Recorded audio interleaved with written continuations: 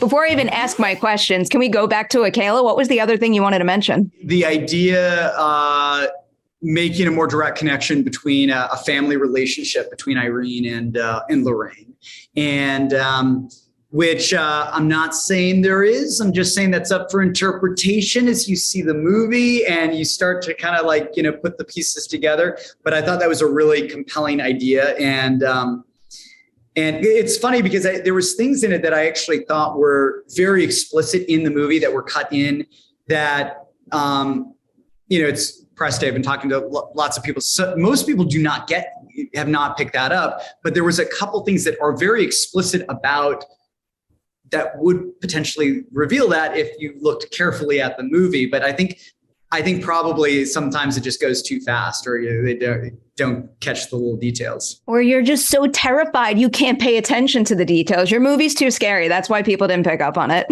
I have a question about, I guess this is kind of about the first Nun and then also The Conjuring. So at the end of the first Nun movie, it confirms that Ed and Lorraine performed an exorcism on Frenchie. So does that mean at the end of your movie, Valak still hasn't left Frenchie? That would be up to interpretation.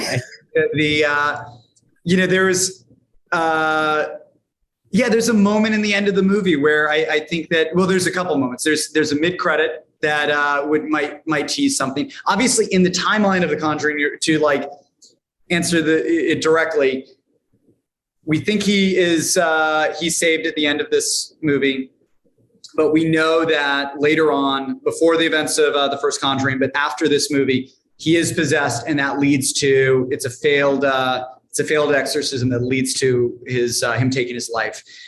So we know that's coming. Now, Valak either gets back into him or Valak might still be in there. And I think that's really open to interpretation.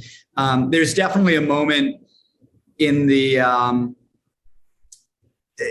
think there's a look between the two of them that I think if, at the very end that I think it says a lot. I think that there's definitely something there. And you could just see that,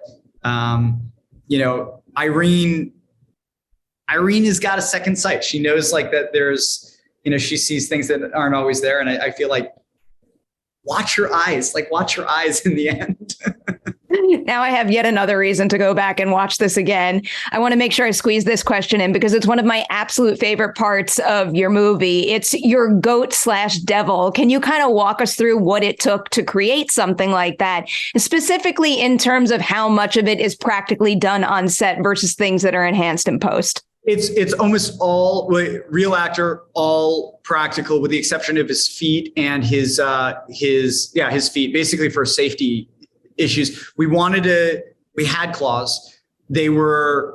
It was dangerous for him to, especially because there's that scene going down the stairs. It was just dangerous for him to work on those. So we needed to have something that had more grip. So that was a CG extension, but he's all real. Prosthetics are real. All we did is we moved his eyes like slightly to the side, just so it wasn't like a guy in a face mask. Like we moved his like digitally his eyes over to the side, but like the prosthetics there were like, and that was so fun. It took forever to get him in and out of that. But,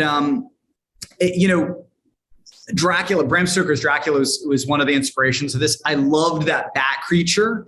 I don't know if you remember the bat creature that comes out of the closet. Like that is one of my favorite moments or goes into the closet. One of my favorite moments in that movie. And that was one of the big references that I gave to the team. I was like, it needs to kind of have this vibe. Because that totally freaked me out. And, as a kid. So I was like, that's the spirit. The whole progression of how you use that throughout the movie, spot on. I absolutely loved it. And I mean it. The Nun II, you crushed it. Job well done. Huge congratulations. Thank you, Perry. That means a lot.